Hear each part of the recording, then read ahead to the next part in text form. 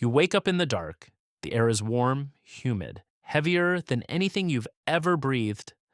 The walls around you aren't they're dirt, curved, smooth, deliberately shaped.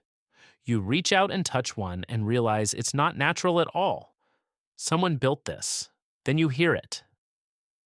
A low rhythmic sound, thousands of tiny feet moving in perfect coordination somewhere above your head. You look up. The ceiling stretches so high you can't see the top. You're standing inside a termite mound, and you've been shrunk down to the size of a single grain of rice. To you, this mound is now a skyscraper. The walls go up over 1,000 feet relative to your size.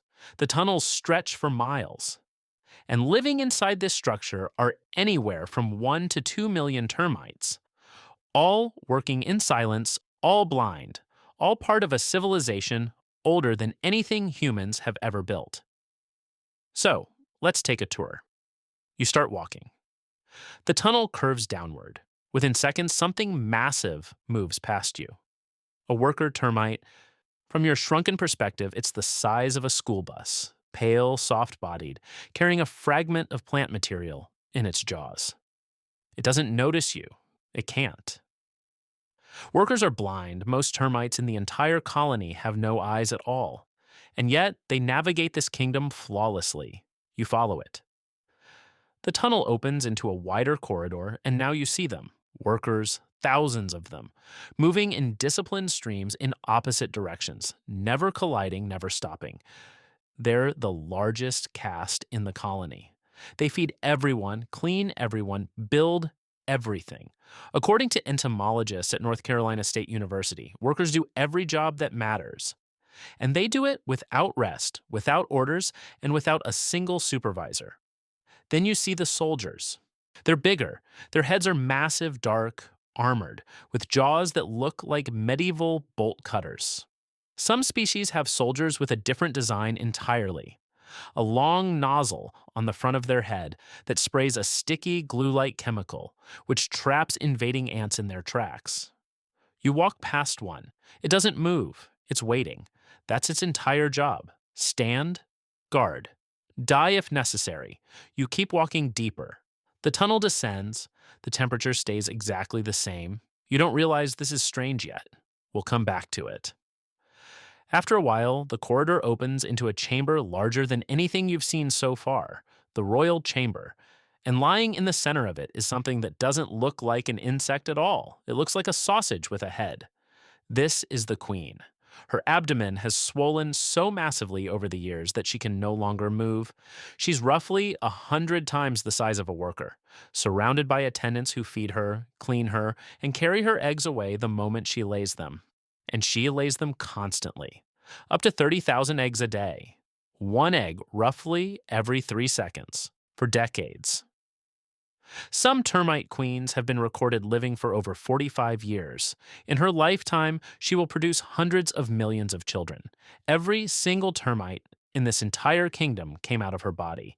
She is the mother of a city. You stand there watching her. And somewhere behind you, workers move in a steady line, carrying her latest eggs to a nursery deeper in the mound. You follow them. And that's when you see the farms. Yes, farms. In a series of chambers branching off the main tunnels, millions of termites are cultivating fungus. They chew up wood and dead plants, swallow it, partially digest it, and then deposit it in carefully shaped sponge-like structures called fungus combs. On top of these combs, they grow a specific species of mushroom called termitomyces. The fungus breaks down the tough plant material the termites can't fully digest on their own. And then, the termites eat the fungus. It's agriculture. These insects discovered farming roughly 30 million years ago. Humans figured it out about 10,000 years ago. The termites beat us by 29,990,000 years. You walk through the fungus chamber, the air smells earthy and clean. The temperature still hasn't changed, and now you finally start to notice it. The mound is climate controlled. The outside temperature in the African savanna can swing from freezing at night to 104 degrees Fahrenheit during the day. But inside this mound, the temperature stays at a near perfect 86 degrees year round. The humidity stays stable, the carbon dioxide gets flushed out, the oxygen gets pulled in. How? In 2015, a team led by Harvard physicist Mahadevan studied this exact question. They expected to find that wind blowing across the top of the mound was driving ventilation. They were wrong. What they discovered was even more incredible. The termites are running their air conditioning on sunlight. As the sun moves across the sky, different parts of the mound heat up at different rates. The outer flute-like channels warm faster than the deep central chimney. This creates a temperature difference, and that difference drives air to circulate through the mound in a closed loop. By day, air rises up the outer walls and sinks down the center. By night, the whole cycle reverses. The termites built a solar-powered HVAC system, and they did it without engineers, without blueprints, without ever seeing the structure they were building. The workers follow simple chemical signals left by other workers. Each one makes a tiny local decision, and somehow out of millions of tiny decisions, this perfectly engineered tower emerges. You step outside the fungus chamber. Above you, somewhere far up in the structure, an attack is happening. A column of ants has found a weak point in the outer wall. Soldiers swarm to the breach. They lock their jaws. Some seal themselves into the gap and die there, plugging the hole with their own bodies. Workers race to repair the wall behind them. Within hours, the damage is gone. The colony continues. Most attacks on a termite mound are repaired within 24 hours. The mound bleeds, then it heals. And then you remember something. Humans copied this. In 1996, an architect named Mick Pearce built the Eastgate Center in Harare, Zimbabwe, a 9-story shopping and office building. He designed it based on termite mound ventilation. No conventional air conditioning, no heaters, just passive airflow, thermal mass, and timed fans. The building uses 90% less energy than a comparable structure of its size. We sent humans to the moon. We split the atom. We built machines that can think. And one of our most impressive sustainable buildings is a copy of something a blind insect figured out tens of millions of years ago. You walk back toward where you started. Workers stream past you. Soldiers stand silent in their posts. The queen is still laying eggs in her chamber. The fungus is still growing. The air is still circulating. The kingdom is still running. None of them have ever seen any of it.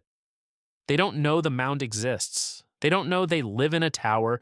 They don't know they're farmers, engineers, soldiers, architects. They don't know their queen is the oldest living mother on Earth. They don't know that somewhere a species called humans walks above them and crushes their cousins without a second thought.